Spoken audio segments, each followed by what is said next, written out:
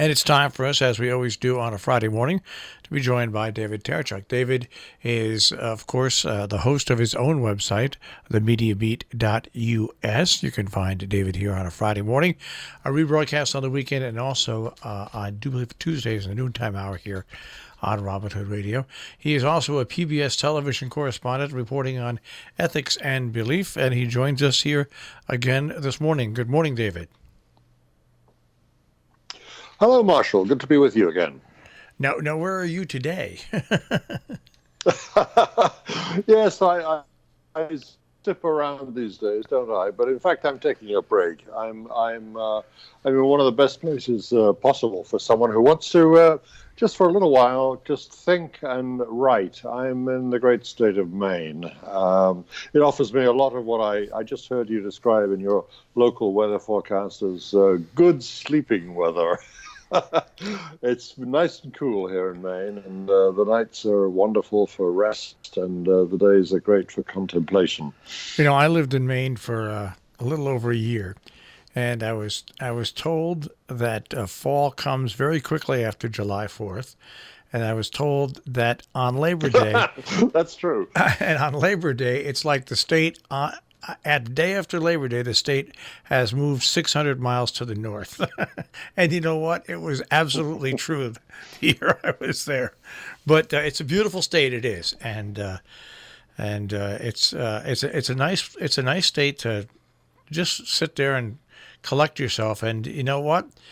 We need a lot of collecting of ourselves with the battering ram of all the different stories that have flowed out over the past week or so. Yeah, another ordinary week in America. Yeah. The reaction to the two mass shootings in Dayton, Ohio, and El Paso, Texas, has gone in all the usual ways that we associate with these terrible events that happen with such appalling frequency in the most advanced country in the world, some people would say, and yet we are distinguished by being the only country that has this phenomenon to the extent that it does, of mass shootings taking place of innocent civilians, and we've got the same old reactions day after day after day since the awful weekend, with the media playing its usual standard role. It's almost as if everyone's working off a songbook, the same old songbook, time after time. It's hard not to find it deeply depressing. And it's also interesting to see that as a consequence, I suppose, of everybody wanting to grasp at any kind of straw that might be in the wind, that there's a certain amount of wish fulfillment and perhaps excessive zeal on the part of the media now, and some of the media, getting terribly excited about a tiny shift in wordage that is discernible in the language of Senate leader Mitch McConnell, suggesting that he might be prepared to have a debate, an extraordinary shift, a debate about some forms, possibly, of gun control when the Senate returns from its summer vacation. I just hesitate to think of this as a major story, but clearly lots of the media have got the scent of something big in the wind, and I'm not sure at all that they're right. I think we've been here before, and certain people talk about, certain people in leadership positions will talk about the need for action about guns in America, and the same pattern repeats itself every time. When that just somehow or other manages to go away once again. It's the only time it's even has a possibility of changing is if the Democrats take control of the Senate, even by 2 votes, whatever. But the money that goes behind guns is not just spread through the Republican Party, might I remind everybody. It is spread liberally and into the Democratic Party as well. And as long as that money is on the table, you're just not going to ever see anything get a significant enough change to bring it back to the way it should be. It's a sad truth of American politics. there's something to watch.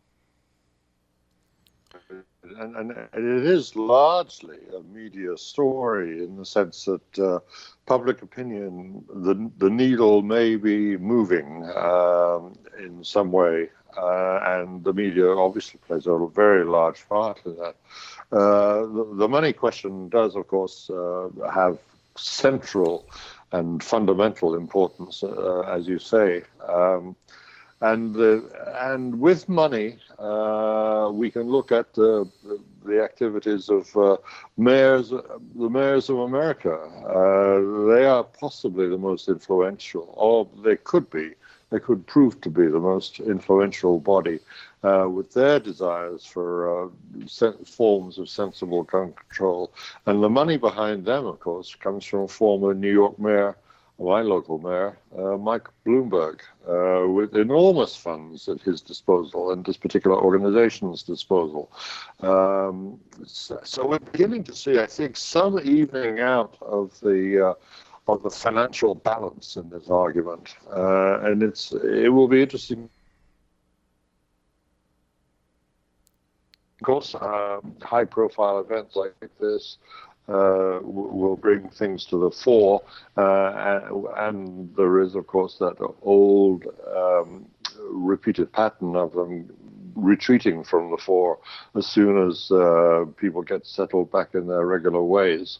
But it's possible. I'm prepared to admit that it's possible there may be a shift going on that's a little wider, a little broader, and perhaps more fundamental than simply the Republican leader of a Republican-controlled Senate suggesting that they may have a debate this time. Another story that just amazes me that people haven't delved deeper into, and that is what happened on the first day of school back for a lot of kids, and was the massive raid in the lower Midwest, where I guess between 600 and 1,000 illegal or undocumented aliens were rounded up at these big gigantic workplaces, but the government did not think far enough ahead.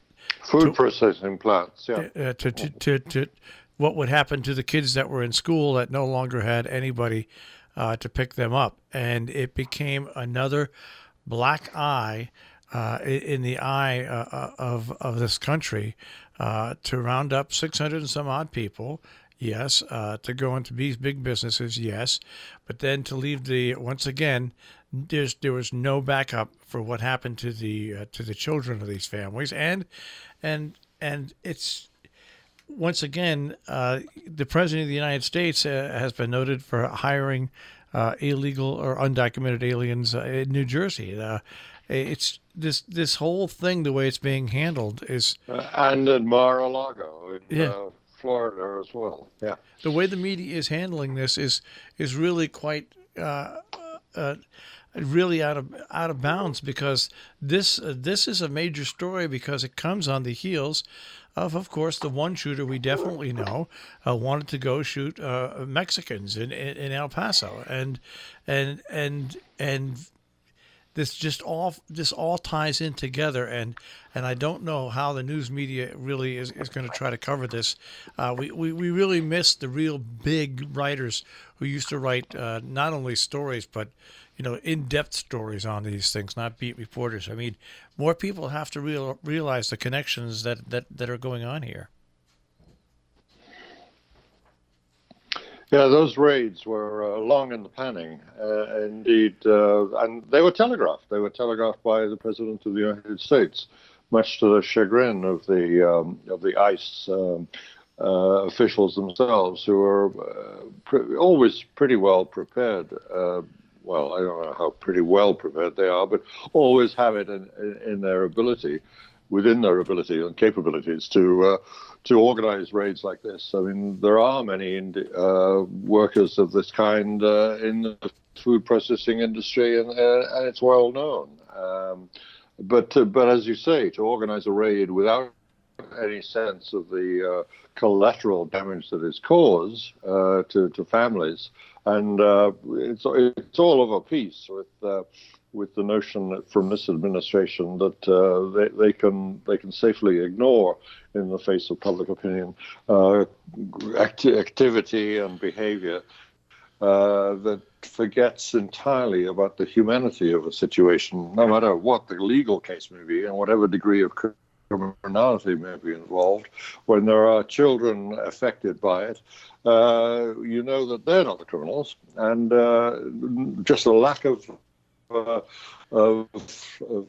360 vision, which is, one of the necessary qualifications for public responsibility. And then the only headline is they released 300 of the X that they that were some percentage of some large number of the people who were apprehended, for lack of a better word. Yeah, roughly half have been released. Released, and it's sort of like, and what the two of you are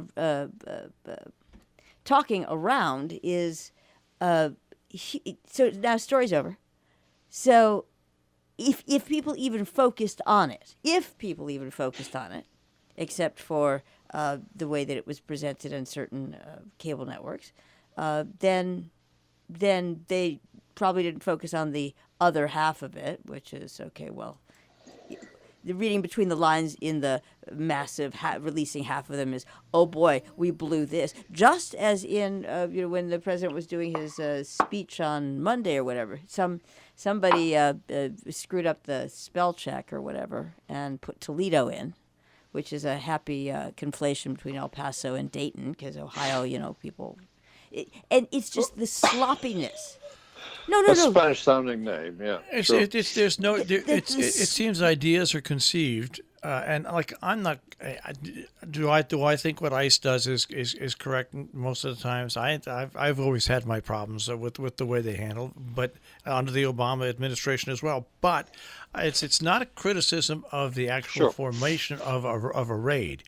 It's the fact that no other factors are taken into effect. As you said, David, the collateral damage. Okay, it's like when we got into, unfortunately, the war in Iraq.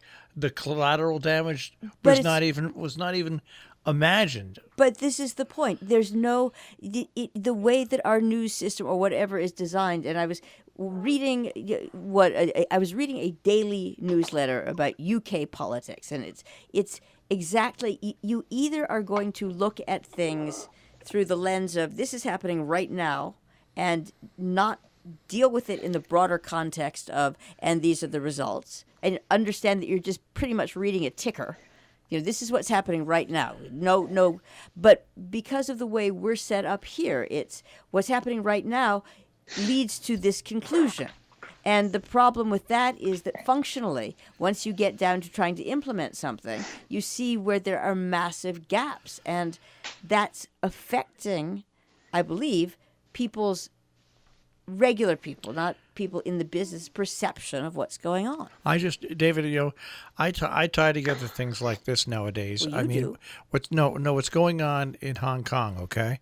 The Chinese are very, very close to sending in troops. There's just no doubt about it. But think for a second here. The trade war with China that the United States has gotten into. Nobody has linked the fact that all this came up really after the trade war with China started. And this is just another implement that China can use in its trade war, which is creating all this confusion in Hong Kong, and they can take a little hit for it. But the media doesn't really. We know very little about the Chinese amassing troops on the border before going into Hong Kong. We knew very little of investigative reporting on people looking into the timeline to when this was developed by the Chinese as to when. In relation to when the trade war started. I mean, there's so many big. Well, we're also not stories. talking about Africa and how they're pulling stuff. But there's so many pieces that, if what you're saying is there are so many pieces that aren't covered, but there's so many pieces about America withdrawing from the world that aren't being covered and pointed out to people that, it's a little too late for us to withdraw from the world. Or there is a completely different narrative, quote, quote, being built around America's interactions with the world and the world's interactions with each other. It really depends on how you want to widen out the lens. But the fact is that the information is just being doled out in the most miserly fashion, which doesn't matter because people can't even retain it because they're so busy commenting and opining that they don't know the difference between, a fact or not, or what truly amused me, sorry, but I'm perverse, is the demonstrations in both Russia and Moscow. Moscow and Hong Kong, and how many people were rounded up and and became unwell. In a way that your basic person who is choosing activism as a career path here has no clue about. And it's like it is just really sad that you've got to be old to understand that that similar actions in different places beget different results. And it's just really part of the job of the media is to take the broad view whenever it can. What's distressing, I think, about a lot of coverage at the moment that sort of misses or doesn't even attempt to take in the idea of collateral damage, the idea of the unintended consequences, is largely due, I think, to something about the media which has quite definitely gotten worse as time has gone on. And its resources, the media industry's resources have been squeezed and squeezed as they have. And that's this. Journalism essentially depends upon its sources.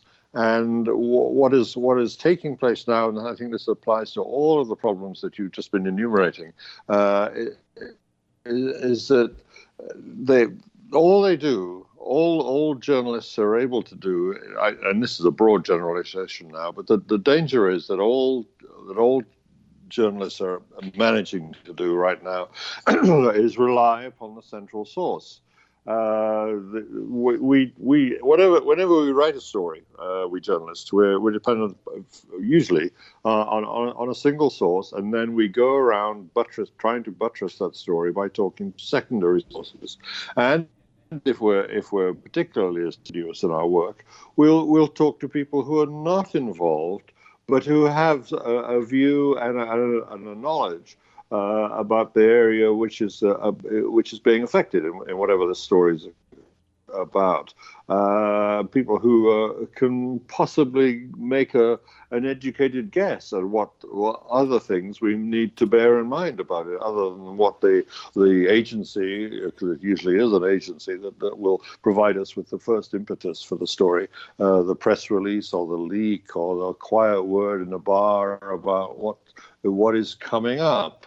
The journalist going around the possible other sources to check on for this story will, of course, have a choice about how wide a lens, as you were just putting it now, how wide a lens to use.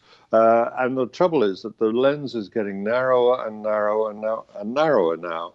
And so often the source is, just as you used in your vivid imagery, the ticker tape that just tells you the facts of now, or sometimes a little bit of prognostication into the future, but nothing of that considering the situation in the round and looking quite deliberately, because all actions have unintended consequences as well as intended ones. Part of the job of a journalist is to look at what are the likely unintended consequences as well. And it's not all mechanical. A happens, therefore B is bound to happen. You mustn't forget about all the other possibilities from C through to Z. And that's what's not being done now by the constrained and financially limited media industry as a whole. We're losing the view in the round.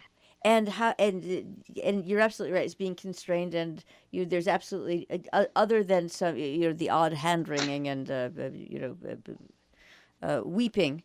I don't know who. It's funny. There is once again, when you get down to actual places, a real interest for what's going on locally and in different communities. But the way that it's being represented nationally is just so, I mean, again, except for the tut, well, everybody's bought up and we can't work anymore, and no one has a newspaper, but that's fine because they can all go on Facebook. Except for the occasional, gee, isn't that terrible? Nobody's doing squat, excuse my language, about it. Doesn't seem. And so many. Well, yes, I mean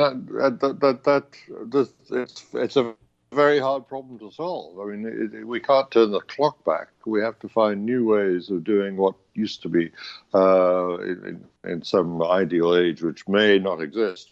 But I do think journalists did have a bigger sense of what their role was in terms of broadening the audience's views, as well as just giving them the lowdown on what is immediate and obvious. And it would seem that there's still probably a few grown-ups out there in our last 4 minutes who could call their troops in and say, "Hey, kids, let's have a.